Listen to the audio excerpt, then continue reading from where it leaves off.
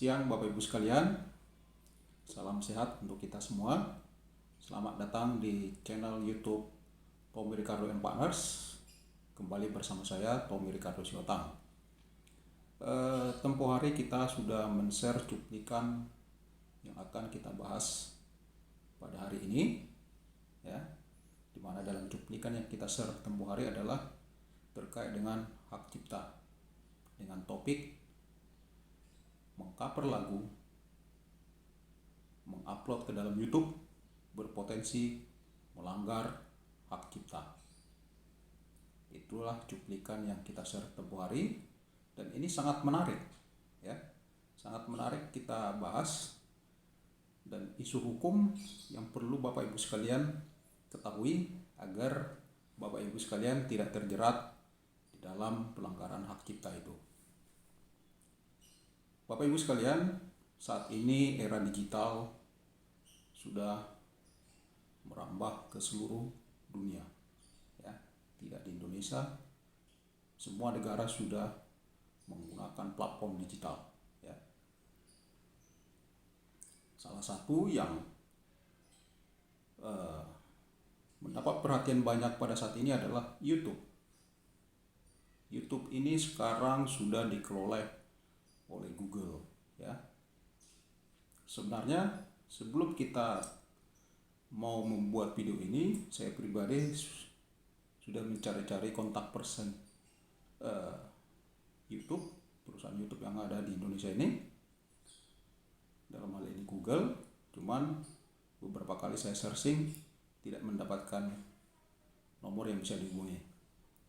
Karena perlu sekali ini kita pertanyakan kepada pihak YouTube apa yang kita bahas pada hari ini, agar menjadi clear semuanya, ya, harusnya. Cuman sangat disayangkan sampai hari ini saya belum mendapatkan kontak person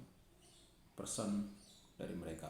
Ya, mudah-mudahan nanti setelah video ini kita buatkan, nanti tetap akan saya coba mencari kontak person dari YouTube itu sendiri, agar kita dapat penjelasannya lebih berkembang nantinya. Setelah video ini, setelah kita dapat kontak person YouTube, akan kita tayangkan kembali.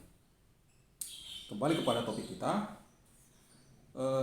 Saat ini YouTube merupakan platform yang banyak penonton, melebihi dari jumlah penonton pertandingan sepak bola. Bapak Ibu sekalian tahu bahwa sepak bola itu adalah olahraga dengan jumlah penonton terbanyak di dunia ini, ya. Namun pada saat sekarang YouTube melebihi itu semuanya. Setiap hari penonton YouTube itu miliaran, ya, miliaran. Kalau sepak bola emang banyak juga, tapi tidak setiap hari ada sepak bola, ya. Liga dunia, liga-liga top Eropa seminggu cuma sekali, ya. Turnamen Liga Champions jarang-jarang itu kan. Piala Eropa, Piala Amerika, Piala Asia, ya, dan Piala Dunia sekalipun itu sekali 4 tahun. Jadi masih jauh di bawah YouTube ini, ya. YouTube ini sangat menarik memang, ya, bagi semua orang. Karena kenapa? Di samping kita membuat video, ya, menguploadnya ke dalam YouTube, maka tidak tertutup kemungkinan kita akan mendapatkan penghasilan dari situ. Termasuk dalam pembuatan lagu. Dalam hal ini, kalau saudara, Bapak Ibu sekalian punya suara bagus, ya kan, berkarakter, unik, terus menyanyikan lagu yang sedang hits atau lagu-lagu lama juga, tapi Bapak Ibu sekalian punya kemampuan melebihi dari penyanyinya, maka biasanya pada saat sekarang ini orang-orang selalu mendokumentasikannya ke dalam video. Dan video itu biasanya orang-orang upload ke dalam YouTube, ya. Jadi sangat menarik sih memang ketika memang apa saja bisa kita upload ke dalam YouTube kita, ya. Caranya gampang sekali bikin YouTube, ya kan? Tinggal bikin Gmail, daftarkan ke YouTube-nya, akun YouTube kita udah langsung keluar, ya. Sangat menarik memang. Dan awalnya orang-orang yang bikin video ini sebetulnya hanya hobi aja, sekedar hobi, ya. Didokumentasikan, lalu ketika selesai didokumentasikan diupload ke YouTube. Nah, tujuannya apabila handphonenya hilang, itu nggak hilang-hilang, itu seumur hidup di YouTube itu, ya, selama tidak diblokir oleh YouTube, ya. Apalagi apabila YouTube Anda memiliki viewer, subscribe, ya, ditonton sebanyak 4.000 jam, maka Anda berpeluang untuk mendapatkan penghasilan dari YouTube itu. Dengan catatan Anda mendaftarkan apa ya istilahnya, supaya kita mendapatkan iklan ketika video kita memiliki penonton yang banyak, subscribe yang sudah banyak, ya, tontonannya lebih dari 4.000 jam. Kalau tidak salah kita harus mendaftarkan AdSense, ya, kalau tidak salah, ya. Dengan ada AdSense yang sudah kita daftarkan, ketika kita sudah memenuhi ketentuan YouTube, maka YouTube akan membuat iklan di dalam video kita itu. Nah, dari situ ada penghasilan, ada komersial di situ, ya. Syaratnya apa ketika untuk mendapatkan penghasilan itu, iklan itu, ya, satu, subscriber 1.000, kedua,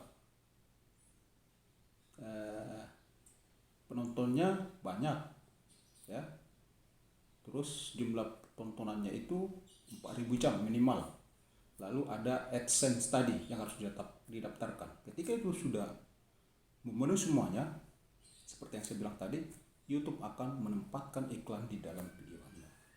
Dengan banyaknya penonton Anda, maka iklan layak dimasukkan ke dalam video Anda tersebut. Nah, kembali ke topik kita.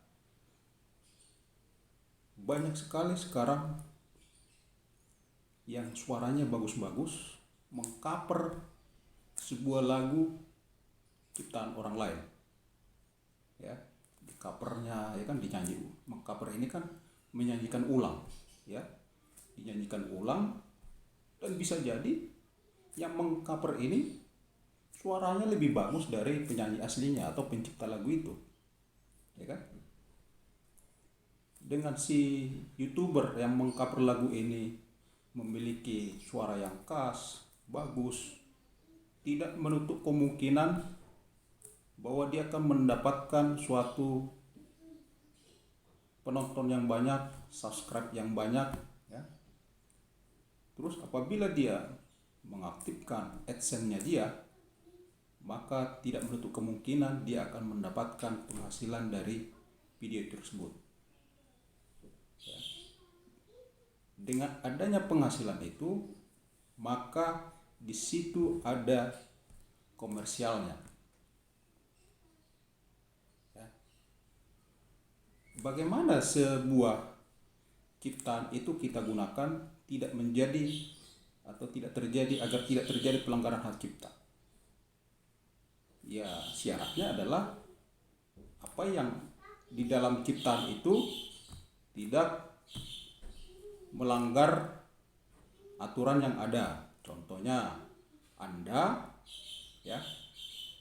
apabila menggunakan hak cipta seseorang itu tidak tujuannya untuk komersial, itu harus Anda pahami, ya. Harus ada izin Anda kepada penciptanya, ya. Harus ada izinnya. Jika tidak ada izinnya, maka Anda berpotensi untuk melakukan pelanggaran. Jadi seperti itu.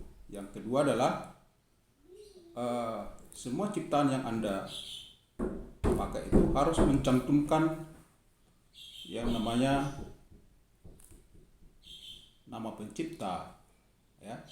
Itu harus kalian cantumkan. Nah, ketika itu tidak ada, maka kemungkinan besar Anda sudah melakukan pelanggaran hak cipta. Contoh, ini ya, ini buku sudah saya beli, tapi bukan berarti saya boleh mempergunakan isi dalam buku ini, saya jiplak, saya fotokopi, saya jilid, saya perjualbelikan, tidak bisa. Saya hanya dapat memiliki buku ini saja, tapi untuk isinya tidak. Seperti itu. Jika hanya dinikmati secara pribadi, maka itu bukan pelanggaran hak cipta.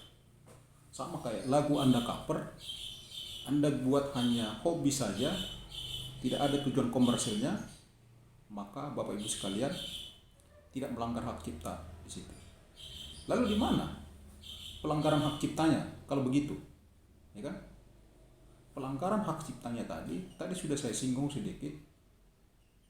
Apabila video yang Anda upload, lagu yang Anda cover, ya, Anda masukkan ke YouTube, ternyata mendapatkan penonton yang banyak, ya, subscribe yang banyak, ya, jumlah tayangnya lebih dari 4.000 jam, dan Anda mengaktifkan AdSense YouTube tadi, maka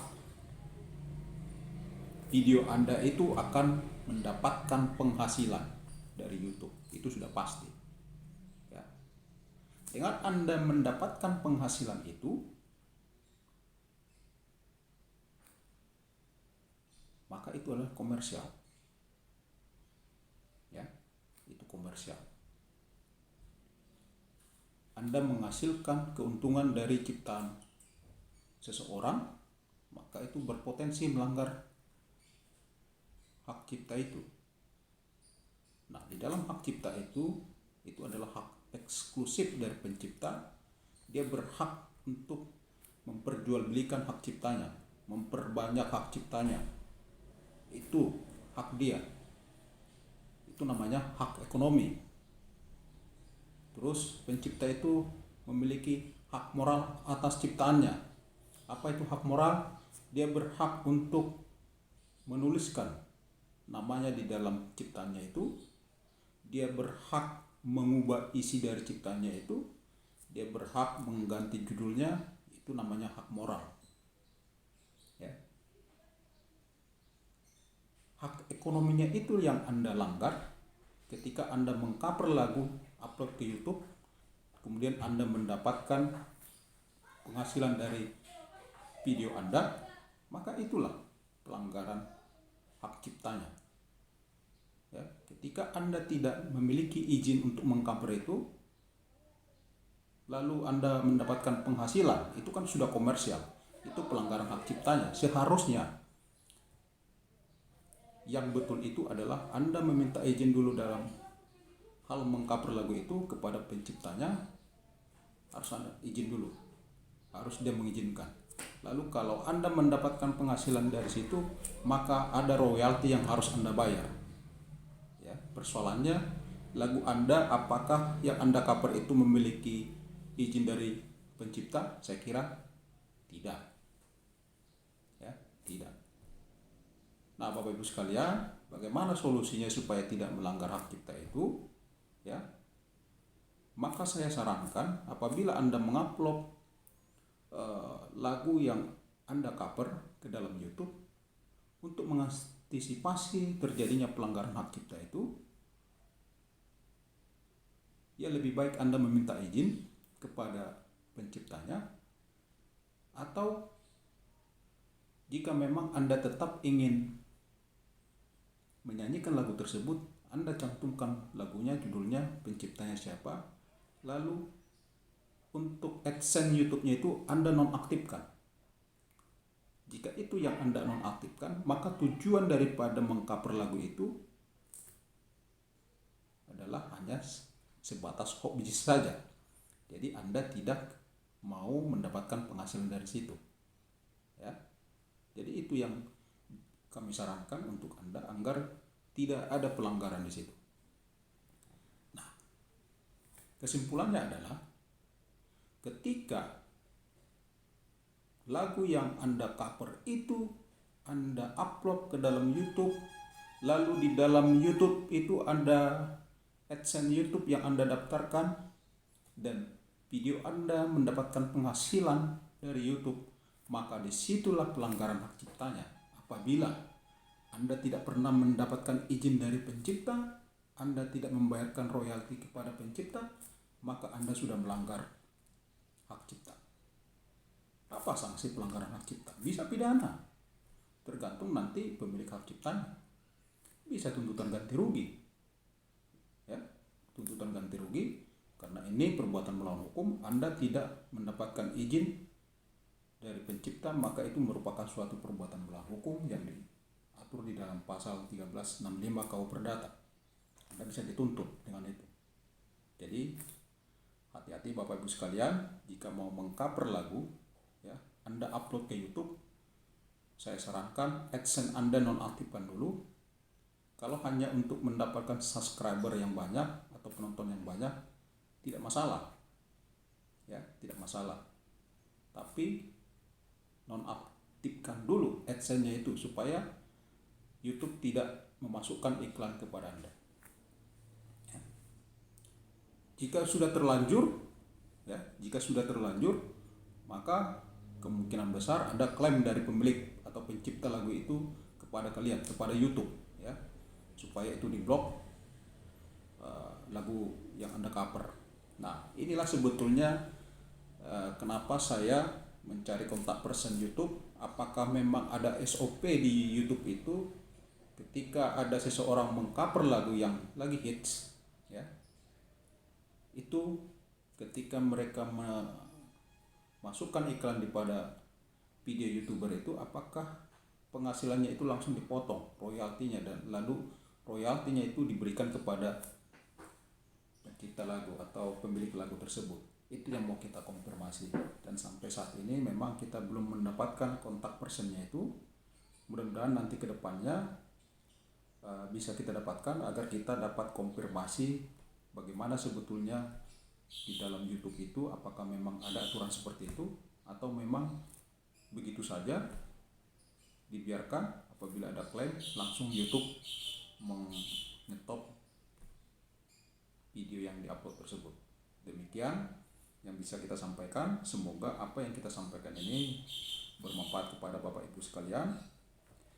Terima kasih atas kesediaan waktunya untuk menonton video kita. Semoga kedepannya video kita semakin bermanfaat untuk bagi kalangan luas, untuk para YouTuber, agar memiliki pemahaman terkait dengan hak cipta. Terima kasih, selamat siang, sampai jumpa di video selanjutnya.